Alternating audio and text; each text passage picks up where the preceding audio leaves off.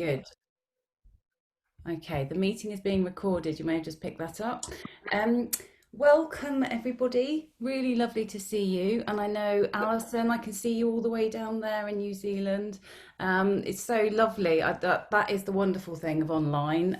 There are lots of unwonderful things, but but obviously being able to have colleagues from across the globe join us is just wonderful. I'm not going to hang about with the. I'm chairing my own session, so let's see how that goes. I'm quite well behaved, I think, so it should be fine. What could go wrong? So just to start off by just a few words about the seminar series. It's been going a good long while now, 5, 6 years, and it runs now. It currently runs fortnightly, and it's open to internal colleagues, students, and external colleagues and students. And the idea is that it's intended to be a comfortable space where we can share our research that's in progress, that's published, that's at various stages of development. And the idea is that we share and we learn together. We share with each other and learn from and with each other. And so, yeah, I would invite colleagues in Middlesex to come forward and offer papers. We've still got a few more in the series to run, but we're always looking for keen presenters to step forward and offer their work. So the idea is that it's fairly open and fairly broad. A lot of the papers that are presented are theoretical in orientation, others are much more empirical, others have covered specific philosophers, pedagogies and practices, but the idea is that they're kind of critical and they're thought-provoking and they're engaging. And so, yes, that's all I really want to say. Oh, John, you're very loud. Thank you. So that's all I really want to say about the seminar series. You can find out more about it on our website, mdxers.com. And yeah, you can always email me about it. But yes, I'm going to stop there with the general introduction to the seminar series and just say welcome to this one. And in case you weren't expecting me to be presenting, then I'm presenting today. And it's a very current paper that I'm presenting from, and it was a wonderful collaboration with two of my very close colleagues who are based in Norway, Camilla Elin Andersen and Anne Merete Otterstad. Now, Camilla is at Norway Inland University of Applied Sciences, and Anne Merete is at Oslo Met. And I have strong connections with both of those institutions, but really a very long working relationship and strong friendships with both of those scholars. We're all early childhood scholars, and we're all kind of located, I guess, within posthumanism, and we're pursuing feminist praxis in our research. And we are all editors of a journal, Reconceptualizing Educational Research Methodology, which is a free online open access journal. And so we have this long history of collaborating together, and we set ourselves the task of trying to write a paper whilst locked down, which of course may be something that you're all familiar with, and it makes an already onerous and laborious and excruciating task all the more so. But actually, it was a joy, it was a pleasure, but it was not without its own challenges. So the paper that I'm presenting here today is a collaboration with Camilla and Anne Merete, and it will feature in a special issue of Reconceptualizing Educational Research Methodology that's being guest edited. And the special issue is dedicated to Erin Manning. And Erin Manning is a Canadian philosopher and researcher, for those of you not familiar with her. She's a posthumanist, and her work is really founded upon affect and affect studies. And what she argues for and what she practices is attunement and an attention to movement and the more than. And it's about, for her, it's about the feltness and the senses, what we sense through our doings. And it's intentionally and deliberately speculative, so it's not about reaching grand conclusions, and it's very much about the minor gesture. As one of her publications, that's the title of one of her books. So we had the pleasure, Camilla Almaretta and myself had the pleasure of inviting Erin Manning and her partner and collaborator Brian Masumi to a 3-day workshop in Oslo, and it was absolutely incredible, really mind-bending stuff to spend that amount of time with them, engaging with their thinking and their doing, and just hanging out with them. And we went for a lovely curry in the middle of Oslo and discovered a shared love of cauliflower curry but without potato. There's all sorts of synergies. And so whilst she did a sort of Scandinavian tour, and what she was becoming really attuned to was early childhood as a culture and as a stage and as a kind of a research environment, if you like. And then she really kind of tapped into how curious children are and how much we have to learn with and from them, if only we're prepared to kind of tap into and learn with them. So this is kind of what Camilla and Almaretta and I have been doing over many years. So there were some really nice resonances and kind of connections that we wanted to explore further. So that's what we've attempted to do through this paper. And of course, this special issue and this paper have come about in a very specific geopolitical, ecological moment that we now recognise as COVID times. And COVID has without doubt altered what research can be. And it's also altered or generated some possibilities to further attune to life in the minor key, as Manning urges, and to attend to the minor gesture that holds potential to think about the child and research differently.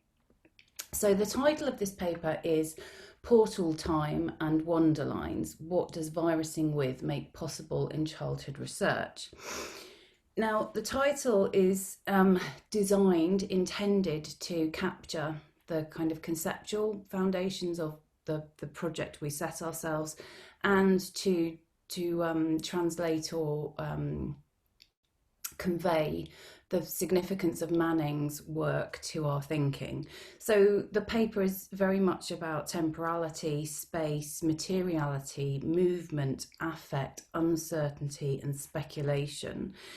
And the virusing with is both a concept and a practice, a research practice that we attempt to use in our work. And the possibilities for early childhood, we start to raise some questions about living, life, ontology, and worldly connections, and our ethical responsibilities as early childhood researchers, and what becomes possible through open-ended experimentation to move beyond representationalism and think a bit differently about childhood and what research might look like. So I'm just going to share a PowerPoint with you and talk you through some of the paper. I can let you know at the very end where the paper will be made available if you're interested in looking at it in more depth.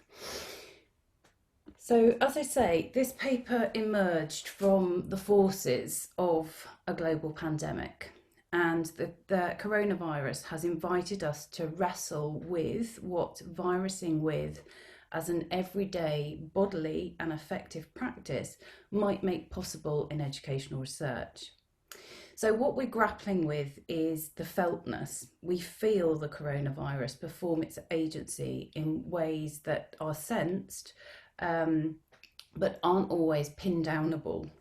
But it's always there. It's always circulating and always bubbling up and manifesting in our everyday lives as early childhood scholars, as teachers, as mothers, as grandmothers, as aunties. And we encounter childhood in the Anthropocene in new, troubling, and yet hopeful ways. And we ask, what does virusing with as a practice, as a concept, make possible? Might it be creative following Manning of a knowing that must always remain out of bounds? We wonder how normal has been displaced, where factories of knowledge, as Manning terms them, here we can think about nurseries, schools, universities, are forced to produce other ways of becoming. So, in order to wrestle with these questions, we work in the speculative mode by presenting a series of events. We turn to ordinary, everyday events and specifically attune to their extraordinariness. Events that are felt from our position of white privilege in the global north, that are agitated from encounters at nursery and from the forces generated from images of animals caught up in the virus. So we take these moments or these events as invitations to reformulate and renew ways of thinking, doing qualitative research that might push ideas and practices about childhood in the Anthropocene in other directions, hopefully more generative directions, that celebrate the agentic relationalities between the human, non-human, and more than human. What is this thing that has happened to us? It's a virus, yes. In and of itself, it holds no moral brief. But it's definitely more than a virus. Some believe it's God's way of bringing us to our senses. Others, that it's a Chinese conspiracy to take over the world. Whatever it is, coronavirus has made the mighty kneel and brought the world to a halt like nothing else could. Our minds are still racing back and forth, longing for a return to normality, trying to stitch our future to our past and refusing to acknowledge the rupture. But the rupture exists. And in the midst of this terrible despair, it offers us a chance to rethink the doomsday machine we have built for ourselves. Nothing could be worse than a return to normality. Historically, pandemics have forced humans to break with the past and imagine their world anew. This one is no different. It's a portal, a gateway between one world and the next. We can choose to walk through it, dragging the carcasses of our prejudice and hatred, our avarice, our data banks and dead ideas, our dead rivers and smoky skies behind us. Or we can walk through lightly with little luggage, ready to imagine another world and ready to fight for it.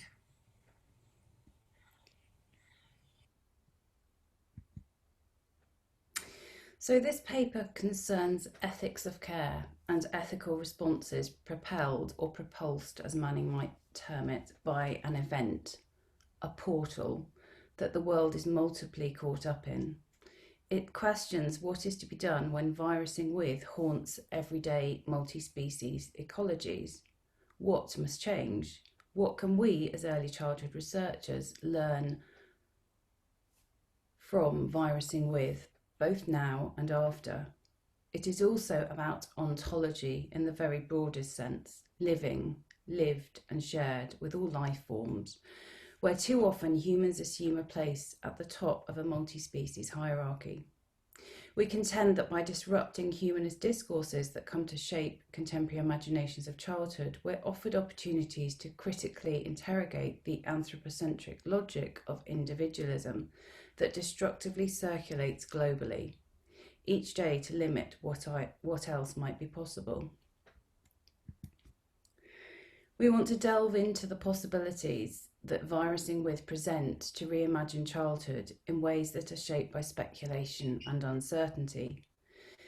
Erin Manning's work provides the foundation to our project, and further we take inspiration from a number of feminist thinkers, including Karen Barad, Elizabeth Groves, Donna Haraway, Arundhati Roy, who you've just heard, and Anna Zing, amongst others.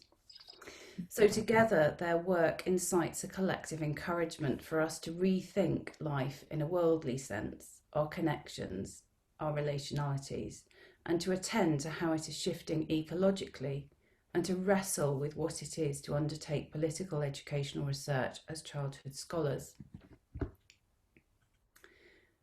A rupture, normality, a portal, a gateway between one world and the next. Our enmeshment with a pandemic virus that performs its agencies in ways that are imperceptible but sensed and felt have opened up opportunities to attune to the forces that circulate differently, uncomfortably, and sometimes hauntingly in our everyday lives as early childhood scholars, and allow possibilities to encounter childhood in the Anthropocene in new, troubling, and we imagine hopeful ways. Lines that situate the becoming child. Our pandemic scenery emerges and morphs within and across two distinct countries, as I've said, England and Norway. As white, privileged, early childhood scholars from the global north, we wonder what virusing with sets in motion in early childhood, in our locations, and how that resurfaces and becomes otherwise in global context.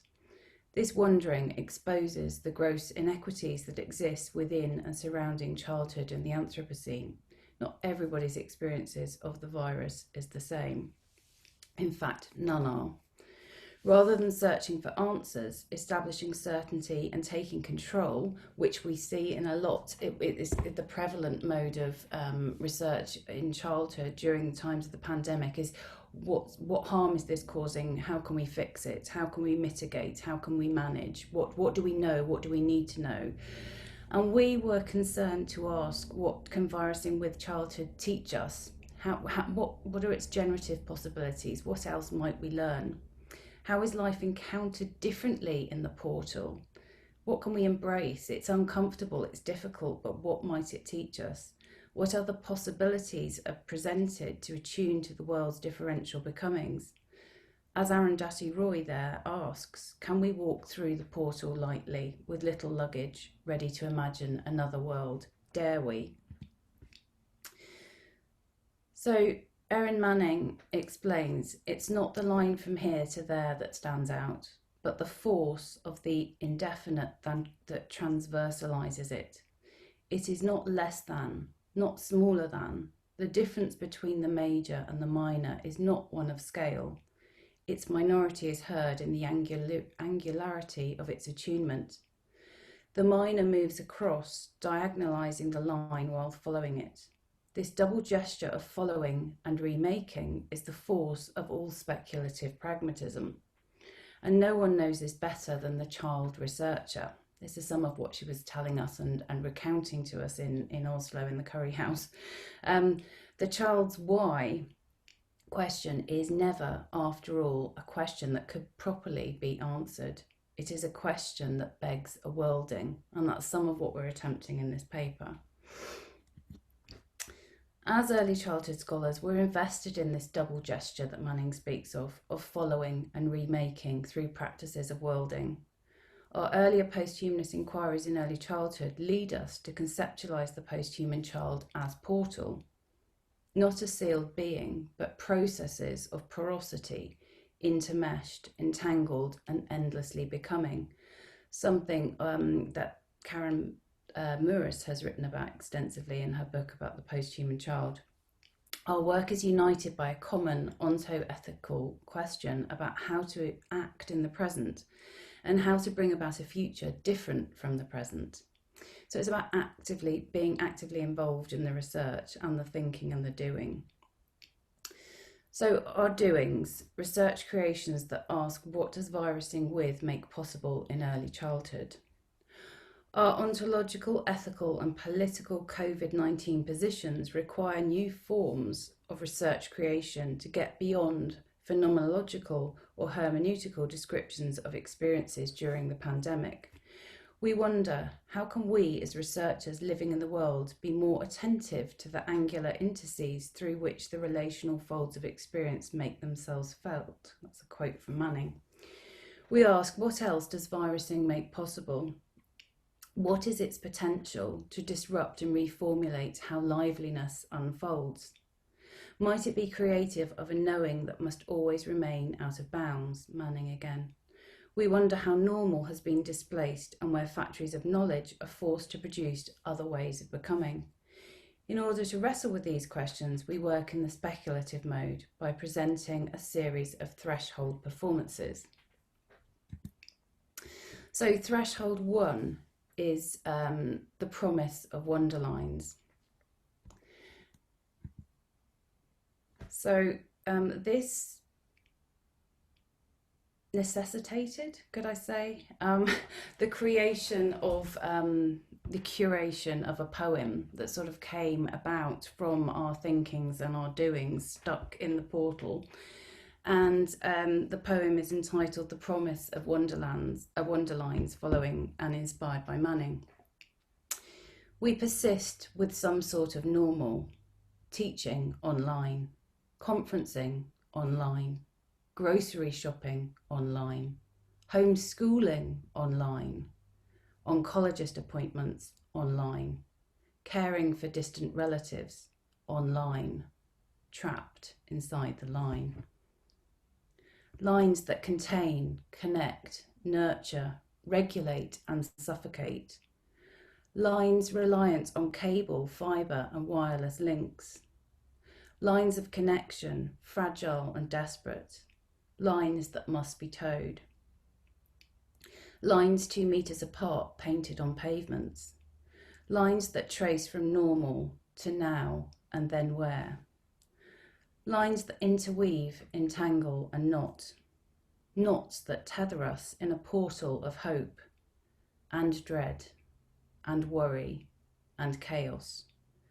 But the promise of the Wonderline, somewhere down the line, awakens lineages, past presents, of hauntings and hopes, persistently unfurling and agitating in practices of virusing with.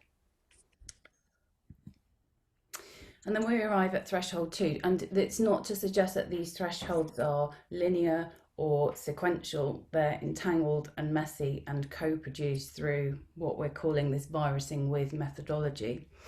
So the second threshold, what has portal time taught us about virusing with the becoming child of the line? So by thinking with and learning from a becoming child of the Wonderline, we wonder what virusing with a child might make possible. One line to follow is a proposition of protection, of sheltering, of sheltering life, ethics that protect, of protection, being protected, but protecting who, when and how? Protection against what? Infections, fear, death, dying, monsters, living a different and ordinary life, isolation, silence, loneliness, and futures to come. So I should explain a little bit here. The child's hands that you see here and the regular washing that has now become commonplace in nursery settings has become his new normal. This is what he does, and the hand pump is the sanitizer is another core part of his new normal. And during time in the portal, when we were crafting this paper and sharing our reflections, thoughts, sensations, experiences, so this child is Henrietta's grandson. And at the time, he became fixated with this book, which we write about in more detail in the paper, called Boba. And it's a story written in Norwegian. It's very, very, very popular in Norway, and most people are familiar with it. And it's about the monster, Boba, who's misunderstood and trapped and thrown in a big hole in the ground by the villagers and demonized and is not worthy of protection, not worthy of care or responsibility, and massively misunderstood. Anyway, the child of the Wonderline became absolutely fixated with this book during the time in the portal. So virusing with, in this sense, involves It involved us attuning to child worldings, and such worldings activate other virusing stories where shadows and monstrous shivering generate openings to think and connect in other ways. So rather than arriving at what does this mean, what might this fixation on the book and the monsters mean for this child, what, how can we understand that and fix it and mitigate it, how can we learn with and from this child's wanderlines. So the contours of the torch walking line ask where the virus might hide relations of gigantic and deformed boba, a monstrous creature, and reconnect to movements as it is thought in the act. Death, darkness, and an eerie atmosphere merge with other more than human entities, including the absent presence of the virus. So living life with a global pandemic month after month activates a raft of affective forces: protection, blame, shame, mourning, grief, and death. Virusing with witnesses children caught in the midst and depths of this catastrophic feltness. They are both captive and captivated by life in the portal, sensing in the in-between of many worlds. We propose that it's by attuning to children's living, by noticing their complex pursuit of wonderlines, by contemplating what we can learn through their becoming theorizations, that our time in the portal and our imaginaries for what else might be widened. Through such attunement, worlds in nurseries can become more expansive, speculative, and informative. Virusing with the becoming child of the Wonderline is an invitation to adults to embrace an opened out view of the world that includes monsters, death, unknown infection, protection, and living with more than human species. Like Rosello, who published a paper in 2017, we're inspired to pay attention to the ways that children's imagination and theories about life and the world are shaped by discomfort and precarity about the future to come. Then we move on to, or through, or with, or back to threshold 3, which is an opportunity to think about virusing with as multi-species boundary crossing. And we recognise it's not only a human thing. I mean, as a zoonotic disease, it really does remind us of how unexceptional humans are, actually. So practicing of virusing with obeys no borders. A virus does not care for territorial lines. Rather, a knowing out of bounds with virusing performs a knowing that follows wonder lines as they traverse disciplinary boundaries across times and across what we have forgotten and what haunts us. As people returned from their summer vacation, the second wave swelled across Europe amidst reports of a mutated version, the cluster 5 of SARS-CoV-2, discovered in mink communities. We learn, again, that the virus can be transferred from animal bodies to human bodies. Again, questions and answers on human-animal coexistence circulate in the portal. This time, another region of the world is in the spotlight, Denmark.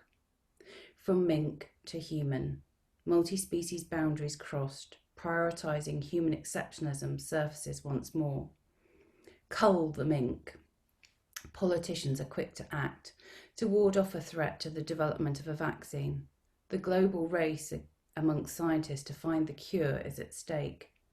Danish authorities order and then later encourage mink farmers to cull millions upon millions of mink that are vital to the country's fur industry. Photos of dead mink lying on their backs on metal plates stacked like freshly baked baguettes is disquieting, agitating uncomfortable affective forces. The deluge of photos of stacked dead mink, hundreds of dead mink falling off the loading plane of a truck on a highway, dead buried mink rising to the surface of mass graves due to gases from decomposition, only to lie beached on the sandy soil of Denmark. What this produces feels difficult to us as childhood researchers. We sense a vector grow towards boba trapped in the grave that humans created. Our mink that are already destined to be culled to fuel the fur industry, worthy of protection, worthy of our concern. The photos create imperceptible feelings of being haunted. The images resurface in our minds and in our dreams. Our language is, as in thousands of other moments in this portal, not enough. To nurture the continuation of map fielding, to extend our senses beyond our comfort zone within early childhood and across yet another border, we reach for pen and paper and follow the movement of thought. And this is the generation of the monsters and ghosts. When you flip a picture of the mink that are stacked on its head, then you have some ghostly mink creatures that we sit with. So this paper has sought to investigate the generative possibilities to reimagine childhood in the Anthropocene that are made possible through virusing with. We have followed lines, outlined contours, and pursued wander lines that defy that which is assumed. And we've opened ourselves to what else might emerge if we allow ourselves to work in the speculative mode of not knowing, of not identifying the cure, the fix, the certainty. The experiments that form this research creation have been organised around 3 thresholds. However, the unfurling of our inquiries reveal there to be infinite thresholds that are encountered inside the virusing with portal. With Manning, we suggest that the 3 thresholds, all speculative practices of following lines, are productive of transversal diagrams that challenge what is understood as knowledge and also what research in the field of early childhood education might be. Working with Manning's propositional philosophy, we suggest that knowing out of bounds in early childhood also concerns generating knowledge that might be intelligible within current understandings of what knowledge might look like, to quote Manning. Portal time has intensified our previous speculative and experimental methodological doings, so that through this interwoven, multi-layered research creation experiment, it has been possible to play with the generative possibilities of knowing out of bounds, which has underscored the felt dimensions, the non-linguistic, that can't be named or pinned down, and opened out what counts as knowledge and how knowledge is produced. And here are some of the sources that we reference throughout the paper, but there are many more in the full version of the paper. So hopefully, in sharing myself, I've managed to leave, we've got a good 10 minutes for questions, comments. I'll stop sharing this now. So please just jump in. Don't know if there are any, I'll have a look in chat. No, nobody's put anything in there. Okay, so just jump in.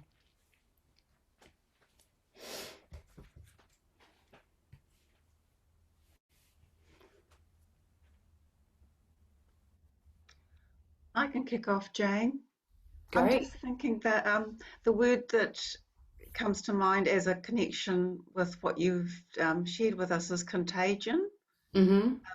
And thinking of how it goes in multiple directions and unexpected directions. Sometimes it stops, sometimes it continues, and so that was just. That's something you've written about, isn't it, Alison? I don't think I've used that word, but probably those sorts of ideas. Just I think contagion is one of those words that it has a faintly sinister aspect to it, but it doesn't have to be, and it just and that brings up like your idea of virusing with that Mm-hmm. the virus has a sinister aspect, but it doesn't have to be. No, precisely, and it's that kind of the kind of opening out and where it goes that we can't know. And Victoria's here; she's probably desperate to say something about metaphor, but I'm imagining. But you know, virus as metaphor, virus as matter, virus as methodology. Once you start to think about virus beyond this thing that's containing our and controlling our life, the fact that it's invisible, and as you say, contagion, the way in which it permeates and moves around, and then how can we engage with it in in the ways that Manning suggests, through the minor gesture, through what's sensed and felt, without falling into the trap of then categorizing and pinning it down and so on. So I mean it's a difficult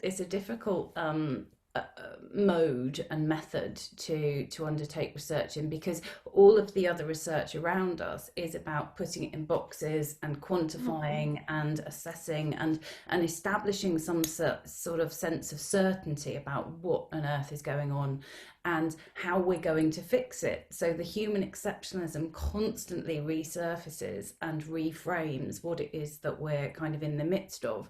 So in this sense, it's kind of laying yourself open to the fact that that's just an impossibility. But it's really interesting. I was presenting at a conference in Indonesia, and I gave a sort of post-humanist presentation around something around COVID. And at the end, the questions were, so what's the policy, what's happening in the UK, how are you fixing it, and it was like, oh, I don't know, but they're the questions, they're the burning questions that people want answers to. But I think there's another way in which to engage with this stuff that is, it is that embracing what Arundhati Roy is proposing about the possibilities of the portal. But yeah, you don't come to nice, neat conclusions in a set of bullet pointed recommendations, which is what people have come to expect, I suppose. Yeah. I really love the metaphor of wonder, and your poem was, I really enjoyed your poem, although you must read them much more slowly. Oh, really? Okay. I thought I was in snail mode. No, poetry needs to, you've got to grind it right down for poetry so we can enjoy all those lovely crafted things. But anyway, I'm not here to tell you off. I love that word wonder, and I really love the fact that phonetically you can't tell whether it's W-O or W-A. And so wonder lines for wandering, physically moving, and for that lovely thing which used to be a really strong presence in early childhood education, awe and wonder. I used to love that was a thing on the curriculum and that we had to address, and I think there's a beautiful sort of consonance between those two in your paper that, reminds me of the consonance of those two things, of wandering and wondering, and how a lot of people actually associate the walk and the idea of, historically through the arts, the flaneur and so on. That was how you emptied out your mind. That was how you came to sort of new philosophies. So it's a hugely fruitful metaphor, that, I think.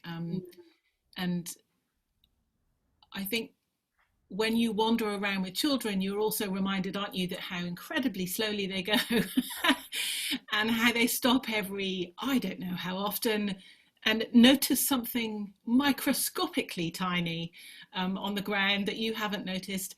So there are all sorts of methodologies, yes, that extremely young children have, which we can benefit from in research. We can benefit from being reminded of the importance of those things and how to really observe minutely. And I suppose for me, the whole reference to virusing links to that, it links to something you can't even see. And we don't even have really that reliable symptoms that we can see, because everyone's symptoms seem to be quite different, don't they? So diversity is absolutely something central to the virus too. So that when someone says, but what is your country doing? That it's, as you say, it's a pointless question, because they're doing lots of different things, none of which really work, and most of which are for the wrong reasons.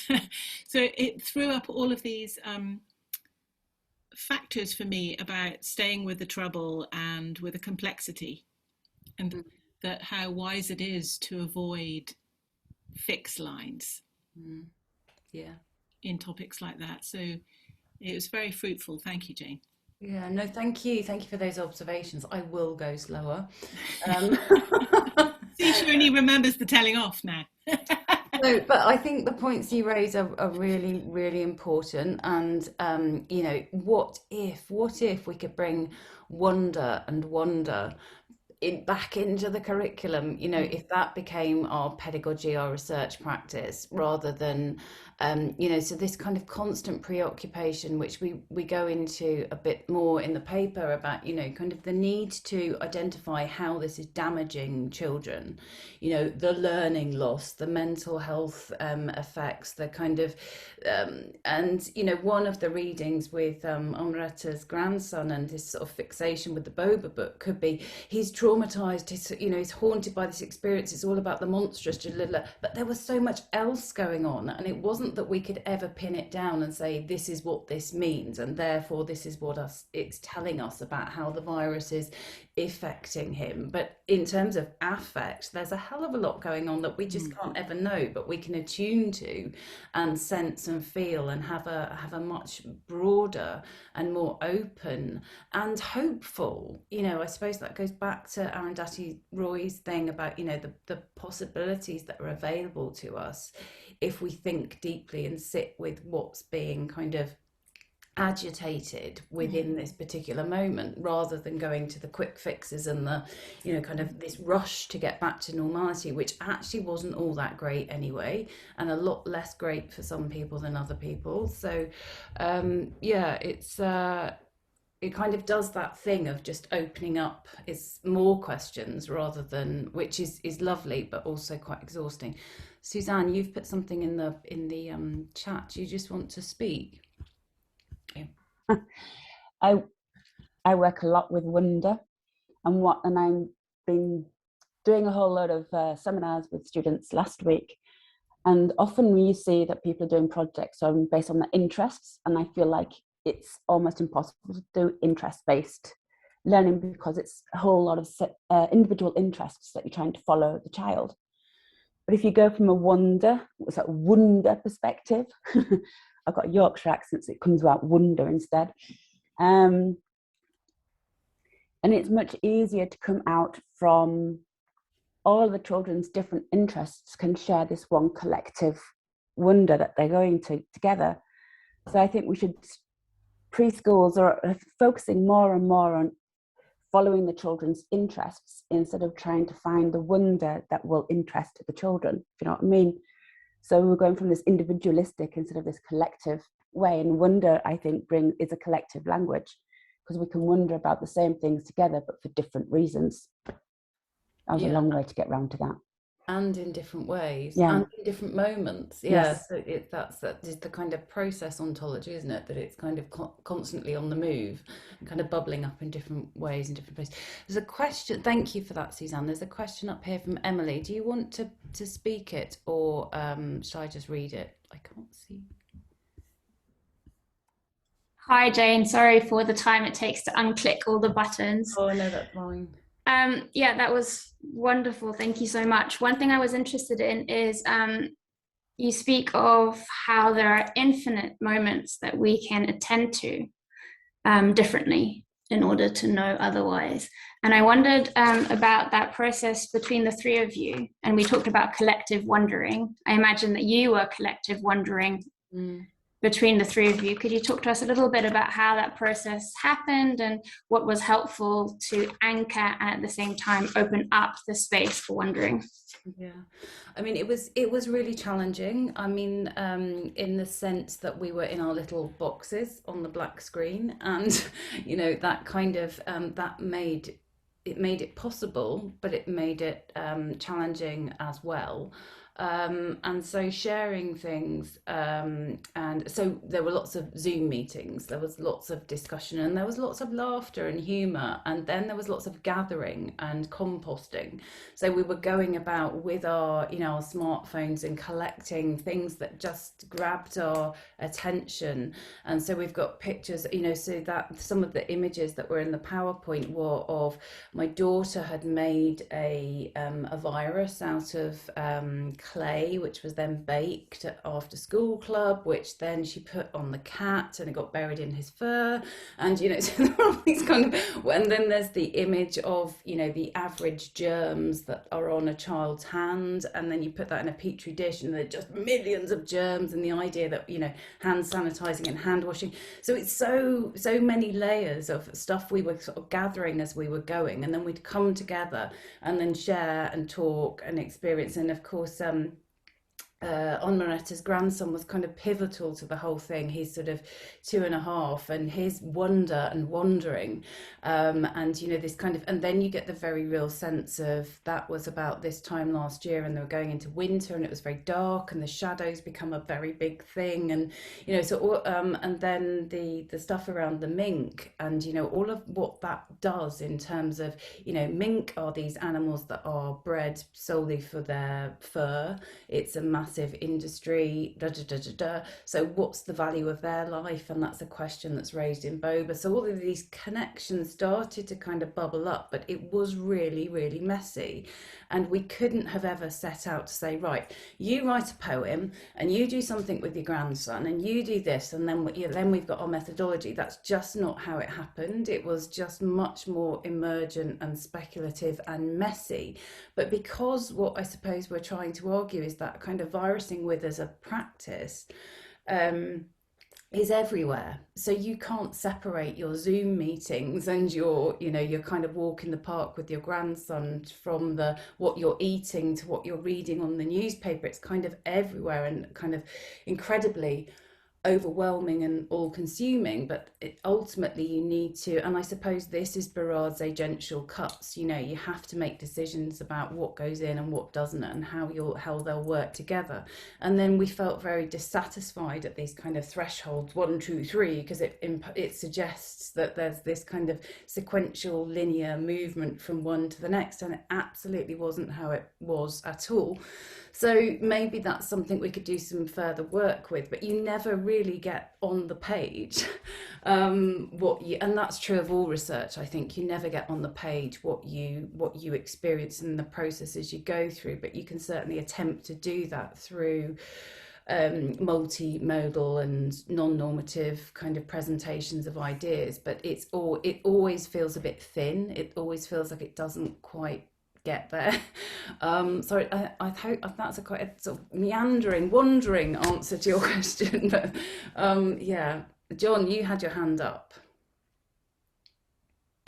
Yeah, thank you, Jane. That was brilliant. Actually, it was the same question that Emily was asking about the process of doing stuff. So thank you for answering it already. Thank you. Okay.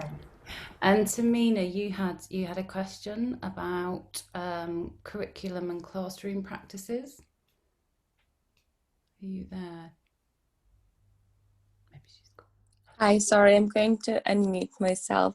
I'm joining you from Canada and it's 4:45 a.m. Oh my goodness me, I feel so privileged. Thank you. Thank you. I'm so happy to be here. That's really nice. It's so nice to hear you. I was just wondering about agency in general, post if you're thinking about more than human, in this case virus being a more than human, how much of an agency does it have? Because I joined in a few minutes later when you started, and I was thinking how you're speaking to how we're kind of pushed into all of these, and I wonder if that can speak to the virus's agency, or how you might see virus's agency in curriculum making or in other practices after we have lived with it now. Yeah, I mean, I think the concept, or the idea of virus's agency kind of reduces it to it then takes the virus back to being this knowable entity, when in actual fact it's that kind of the relationalities and the way in which the virus permeates all these kind of porous boundaries and manifests in different ways. It's not just matter, it's not metaphor, it's not, you know, it's all of those things in lots of different spaces at the same time. So I think in that sense it's truly post-human. But I think in terms of what we can do with it, in terms of curriculum and classroom, it's already doing stuff itself. You know, if we think, I was talking to Sarah Vipond, I'm not sure she's here, but she's a PhD student and also a nursery manager. We were talking about what the virus or COVID-19 or virusing with has done to her nursery practice. And it's altered pretty much everything from, you know, the rituals of hello and goodbye, from the rituals of eating to what is learnt, how it's learnt, where it's learnt. You know, all of these things have been shifted because of they've had to be because of what the virus has insisted or what the regulations. So if you watch virusing with, the way it's altered policy, the way it's altered practice, the way it's altered, you know, our everyday interactions, it's kind of, it's quite incredible actually. So I think that you can, if you then attune to what is going on there, you'd probably be surprised at what is going on there, as much as what we might want to put in place at thinking about what the virus does or what we might do, what more we might do with the virus, and rather than seeing it in only these kind of limiting, punitive, harmful, fearful ways. Again, another wandering answer. I don't know if that got to the nub of your question, Tamina. Thank you. No, that does. But if you were to maybe say, maybe use another word other than agency, what would it be? Because I think now that you're saying that agency we need to define it, or maybe in this case, it's not encompassing the whole thing that it does, right? I think it's relationalities. You know, I think it's how it's that commingling and the coming together of multiple. So the virusing with, or the virus as a verb does things in different. So the material discursive relationalities within different contexts, then it does different things, and different things are agitated. So I would think about it in those relational kind of process ontology ways, rather than thinking it of a thing with agency that acts upon something else. So it is very much, yeah, that kind of the flattened ontologies and the interwovenness and intermingledness. Thank you. Okay, so I think we're kind of running out of time, but I desperately want to hear Nathan say wander and wonder.